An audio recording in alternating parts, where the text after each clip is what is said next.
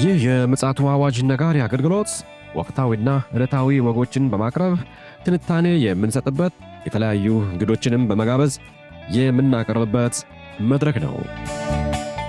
መረጃዎችን ያጠናከረ ይዞልን የሚመጣው ፓስተር አለማየሁ ነሙ ሲሆን ፕሮግራሙን የመራና መሰናዶውን ኤዲት በማድረግ ወደ እናንተ የሚያቀርበው ይልቃል አስራት ነው። መልካም ጊዜ። ሻሎም ሻሎም፣ ውድ የምፅዓቱ አዋጅ ነጋሪ አድማጮቻችን እንዴት ዋላችሁ?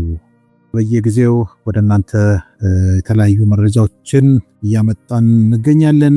በተለይም ደግሞ ወቅታዊ ጉዳይ ብቻ ሳይሆን ትንቢታዊም እንደገናም ደግሞ አሁናዊ የሆኑ ክስተቶችን ወደ እናንተ እያመጣን በእግዚአብሔር ቃል ቅኝት ወደ እናንተ በማድረስ ላይ እንገኛለን።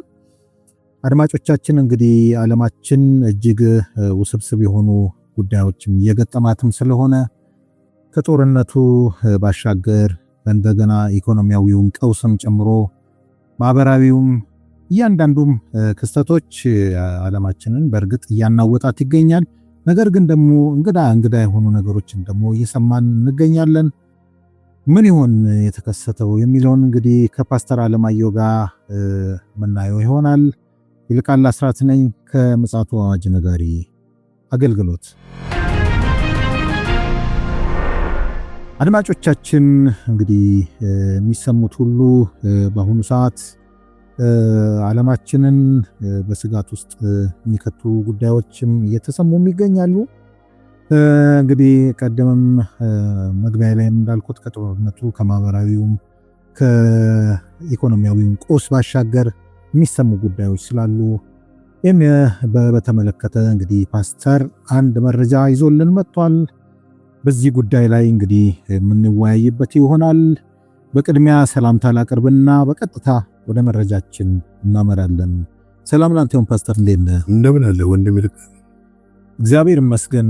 እንግዲህ ወንድማችን ደረጀ አንድ መዝሙር አለውና ወሬ ሁሉ የሚያስፈራ የሚታየው በምድር ዙሪያ ያለ የዛሬ እርግጠኛ ነኝ 30 ምናምን ዓመት ገደማ ይመስለኛል የዛን ጊዜ የዘመረው ዝማሬ አሁን ላይ ቆመን ካስተዋልን በትክክል ትንቢታዊ መዝሙር ነው ብለን ማስቀመጥ እንችላለንና እስኪ ወደ አመጣሁ መረጃ ደግሞ እንሻገር። እንግዲህ በዓለማችን የሚታየው የሚከሰተው ቴክኖሎጂና ባዕድ ፍጥረታት በየጊዜው እየጨመረ መታየትን መምጣቱና ዓለም መጨረሻዋ መድረሱን አመላካች እየሆነ ነው እየመጣ ያለውና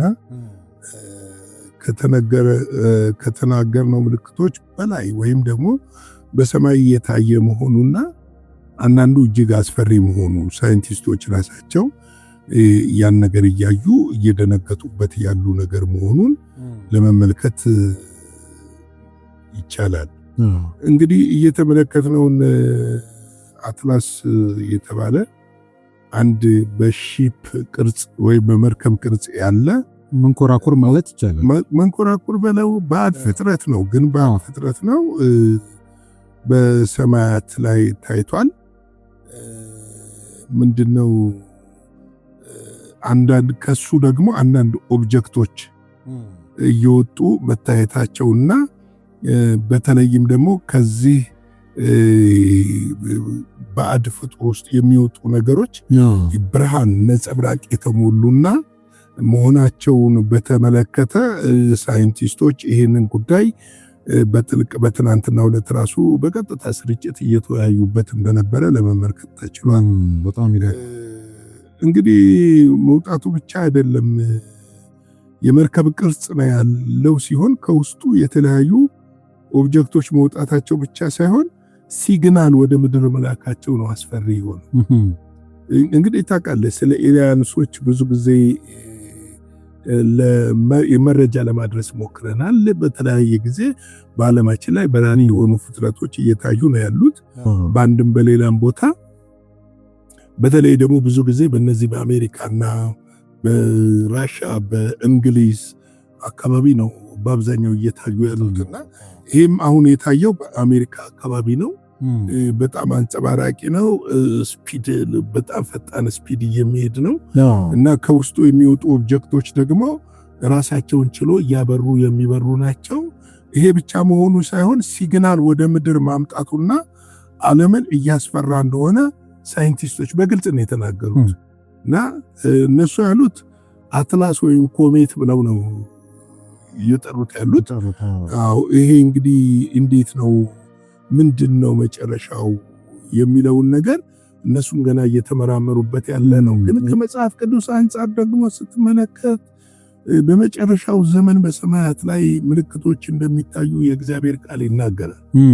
እነዚህ ምልክቶች በአዳም ምልክቶች ሊሆኑ ይችላሉ፣ በከዋክብት ምልክቶች ሊሆኑ ይችላሉ። እንግዲህ በዓለም ዙሪያ ያሉ የተለያዩ ምልክቶች እንደሚታዩ ስለሚናገር ማለት ነው እና እነዚህ ምልክቶች ስንመለከት ልናስተውል የሚገቡ ነገሮች አሉ።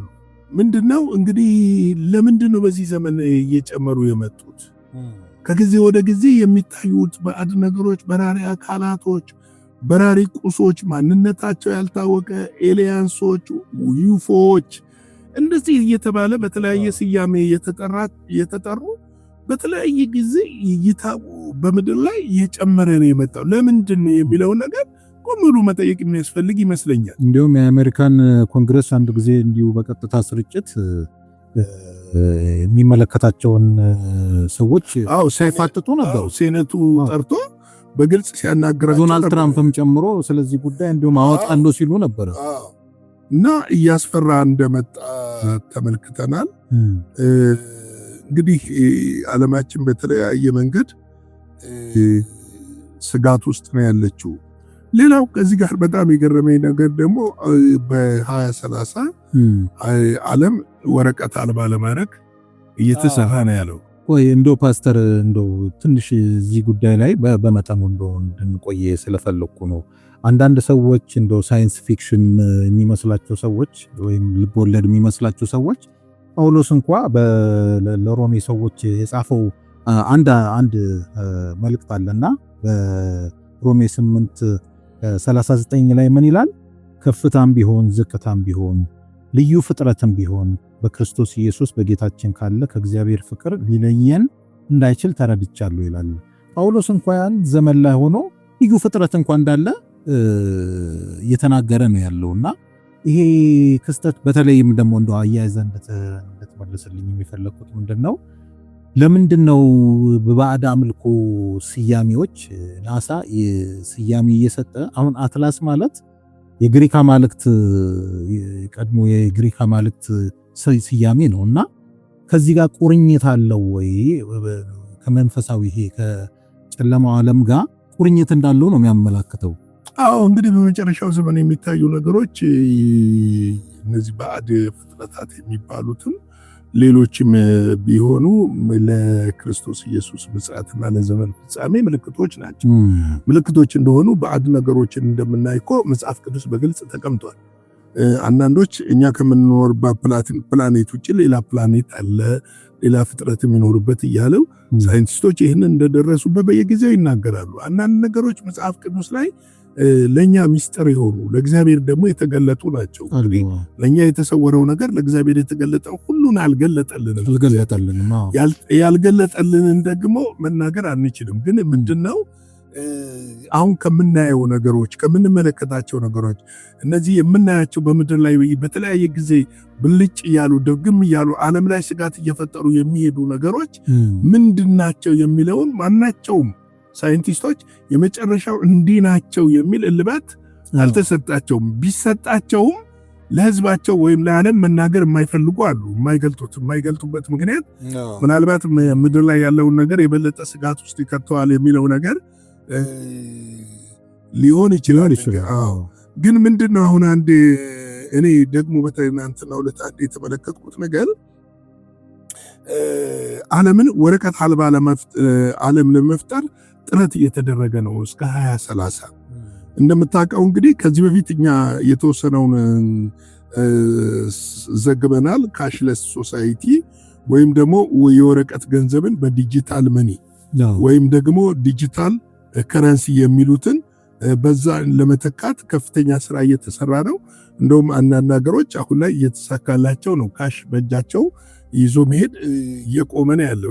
እኛም ሀገር ይሄ ሁኔታ በሞባይሎቻችን ነው እና ወይ የተተገበረ ያለው ነገር ግን አሁን ደግሞ ከኤቲኤም እና ምንድነው በሞባይላችን ካለው ሊወጣ እየደረሰ ነው አንዱ ይህንን አጠቃላይ ይነግራል። ሌላው ወረቀት አልባ ፓስፖርት ወረቀት አልባ ማህበረሰብ ነው። አሁን ፓስፖርት ራሱ ወረቀት አልባ ሊሆን ነው። አሁን ለምሳሌ እኛ ሀገር እና ኢትዮጵያ፣ ኬንያ የሆኑ 3 ሀገሮች በቅርብ የተቀላቀሉ አሉ። ኢፓስፖርት ማለት ምንድነው? ፓስፖርት ላይ ሲም ተለጥፎበት ማለት ነው። ሲም ተለጥፎበታል። ለምሳሌ ሲሙን ለኮምፒውተሩ ሲሰጠው ኮምፒውተሩ እኔን በባዮሜትሪክ የተመዘገበው ማንነቴን የአይኔን ቀለም ከለር ወይን አይኔን ብሌን መረጃ ፎቶዬን፣ ስሜን፣ አድራሻዬን፣ ቀበሌን፣ የት እንደምኖር፣ እድሜ ስንት እንደሆነ ዋቴቨር ዘርዝሮ ያወጣል። አሁን ኢፓስፖርት ብዙ ዓለም እየተጠቀመበት ነው። አውሮፓውያኖች አሁን ከ2000 እስከ 2030 ወይም እስከ 26 እስከ 29 ከኢፓስፖርት ገብተዋል ወረቀት አልባ ከሆነ ፓስፖርት ለመስጠት እየተዘጋጁ ነው። ወዴት እየሄድን ነው?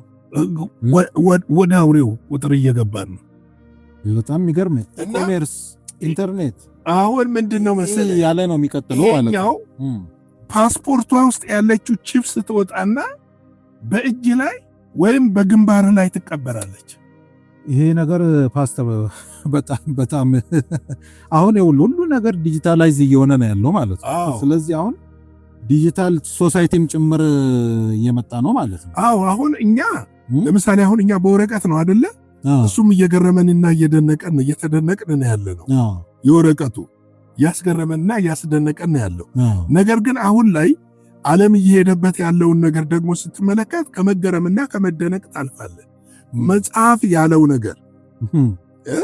መጽሐፍ ያለው ነገር ለእስቲ ላንብብልህ። ከቁጥር 16 ልጀምር።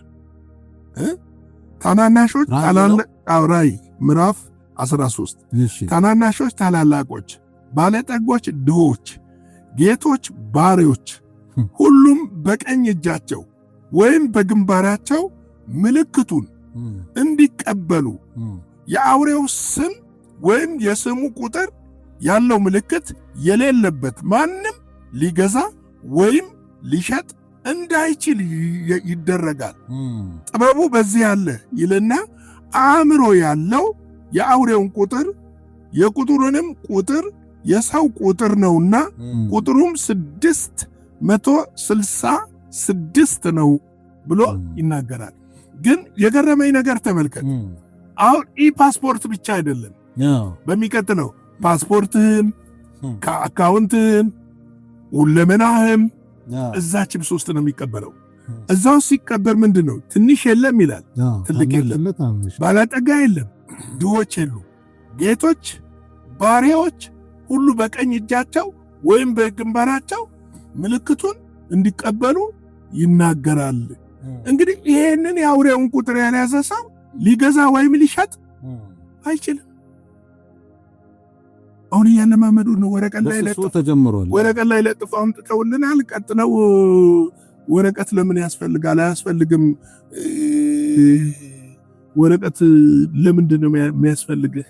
ስለዚህ ፓስፖርትን ሊጠፋ ይችላል ይሉናል፣ ወይም ሊበላሽ ይችላል። በውሃ ከሚበላሽብህ ምን ከሚጠፋብህ እስቲ በግንባር ላይ እናርገው። የማስታወቂያ ዘመን ነው ላይ ሆነን ነው ያለነው እና በማስታወቂያ ብዙዎችን ሊማርክ እንደሚችል የሚታወቅ ነው። ምንም ጥርጥር የለውም። እና ይሄ እነዚህ ቴክኖሎጂውና የባዕድ ነገሮች በየጊዜው እየጨመሩ እየታዩ መምጣት የክርስቶስ ኢየሱስ ምጽአትን ወይም የንጥቀት መቃረቡን የሚያመለክት ነው። ሌላው የአውሬው መምጣት፣ አውሬው በምድር ላይ አሁን እንዳለ መገለጥ አካባቢ ሊደርስ እንደቀረበ የሚያመለክት ጉዳይ ነው። ይሄ እኮ በግልጽ እኮ ነው። በግልጽ አሁን እኮ በግልጽ ነው። ለምሳሌ ይሄ 29ኙ የአውሮፓ ሀገሮች ወስነዋል ይሄንን የፓስፖርትን።